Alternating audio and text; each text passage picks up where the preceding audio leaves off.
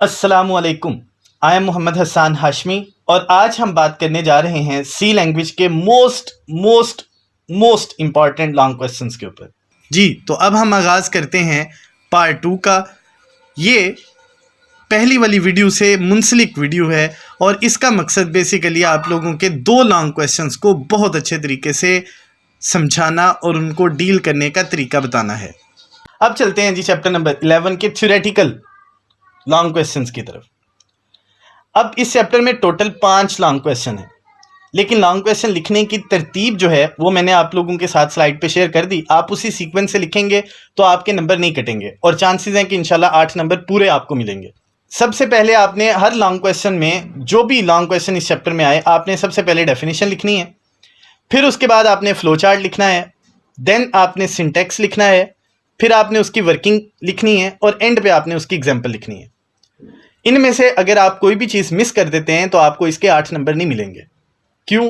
उसकी वजह यह है कि 2 नंबर की डेफिनेशन होती है, 1 नंबर फ्लो चार्ट का, 1 नंबर सिंटेक्स का, 2 नंबर वर्किंग के और 2 नंबर एग्जाम्पल के। सो टोटल 8 नंबर का लॉन्ग क्वेश्चन होता है। अब इसमें 5 लॉन्ग क्वेश्चन हैं। इफ स्टेटमेंट आप लोगों ने डिटेल के साथ सारा प्रिपेयर करना है और इसकी एग्जाम्पल तक आप लोगों ने इसको मुकम्मल तौर पे याद कर लेना है। उसके बाद इफ एल्स स्टेटमेंट, इसमें भी सीक्वेंस यही रहेगी, पहले डेफिनेशन, फिर फ्लो चार्ट, सिंटेक्स, वर्किंग और एग्जाम्पल।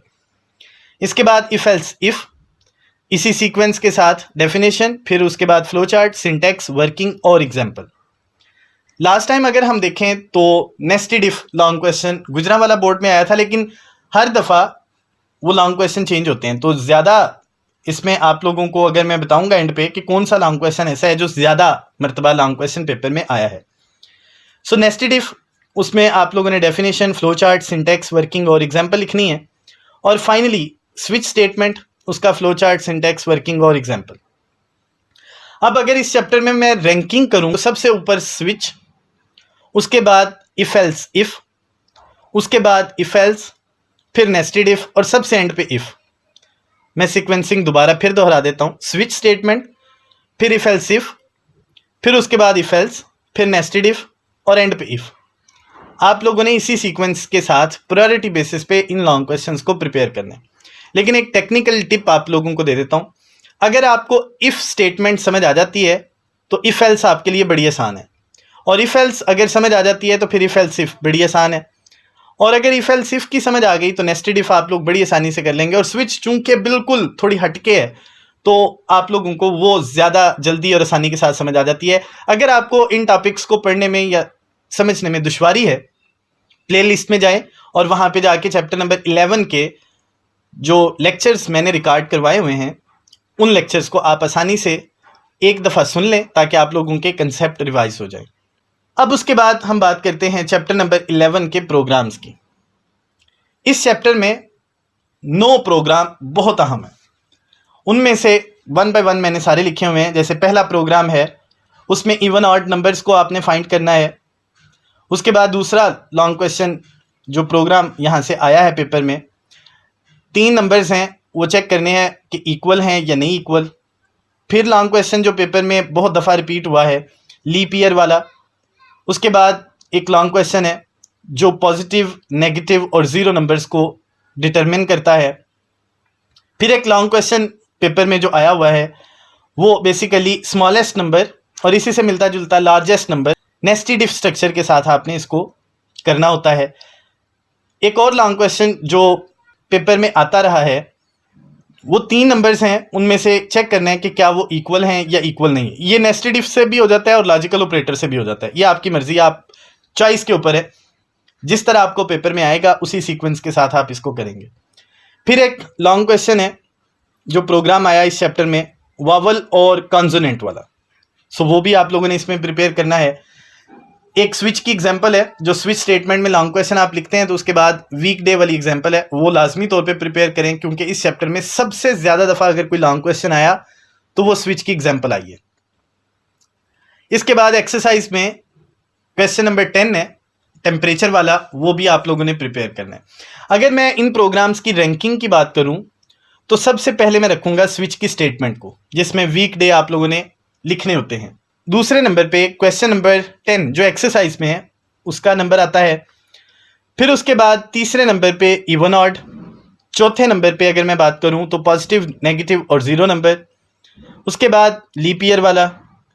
फिर उसके बाद स्मॉलेस्ट नंबर नेस्टेड इफ के साथ फाइंड करना।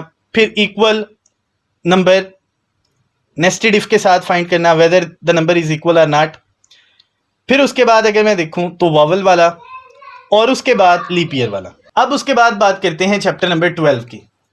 इसमें से आमतौर पे थ्योरेटिकल लॉन्ग क्वेश्चंस ही आता होता है, लेकिन चूंकि इस साल में स्कीम में थोड़ा बहुत चेंज है तो मे बी कि यहाँ से थ्योरेटिकल की बजाय प्रोग्राम आप लोगों को पेपर में आ जाए।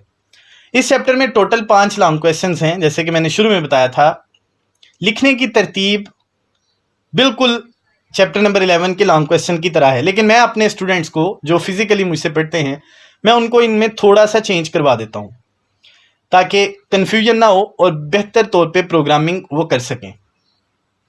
अब इसमें सबसे पहले आपने इस लॉन्ग क्वेश्चन की डेफिनेशन लिखनी है, चाहे वाइल आता है, डू वाइल आता है, फार आता है, नेस्टेड आता है या गो टू स्टेटमेंट। उसके बाद फ्लो चार्ट लिखें, सिंटेक्स लिखें, वर्किंग लिखें और एग्जाम्पल। लेकिन मैं अपने स्टूडेंट्स को थोड़ी बहुत चेंजिंग यहाँ पे ज़रूर करवाता हूँ। यहाँ पे मैं सिंटेक्स पहले और फ्लो चार्ट बाद में लिखवाता हूँ। इसका फ़ायदा क्या है?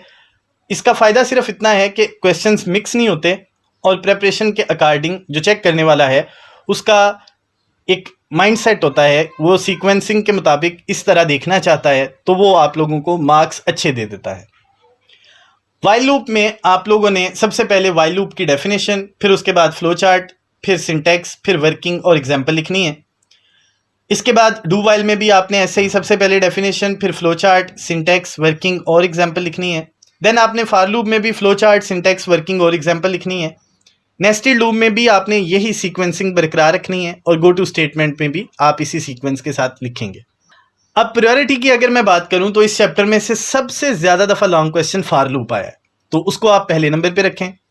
देन डू वाइल लूप, उसके बाद वाइल लूप, फिर गो टू स्टेटमेंट और सबसे एंड पे नेस्टेड लूप।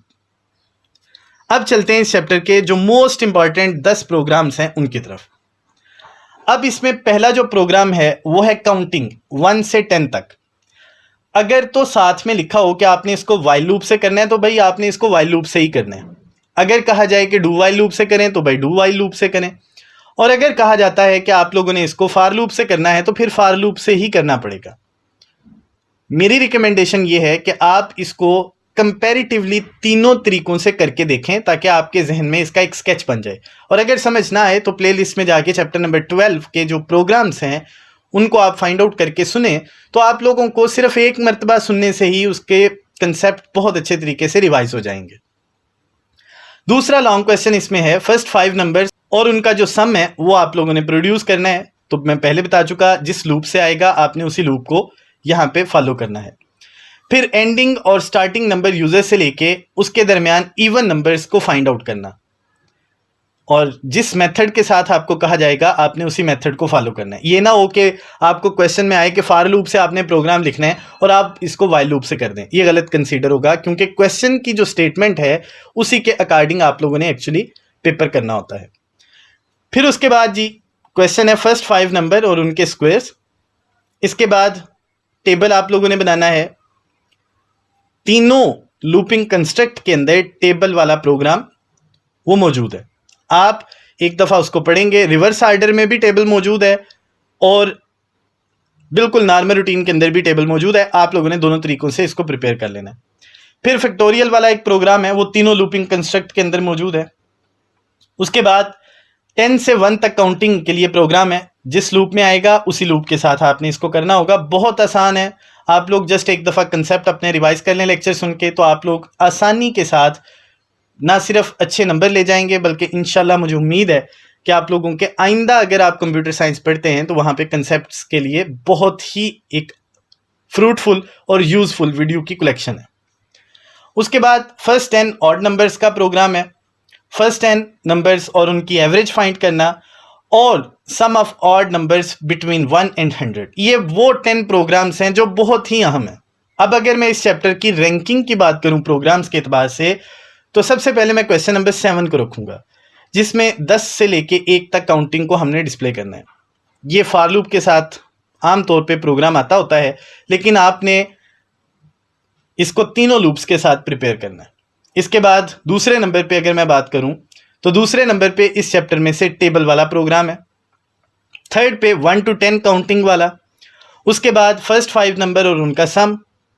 उसके बाद ऑड नंबर 1 से लेके 100 और उनका सम। उसके बाद 10 नंबर्स की एवरेज। उसके बाद फर्स्ट 10 ऑड नंबर्स को प्रिंट करवाना। फिर स्टार्टिंग और एंडिंग नंबर लेके उनके दरमियान जो इवन नंबर हैं या ऑड नंबर उनको प्रिंट करना। और उसके बाद फर्स्ट 5 नंबर के स्क्वायर्स और आखिर पे फैक्टोरियल वाला प्रोग्राम।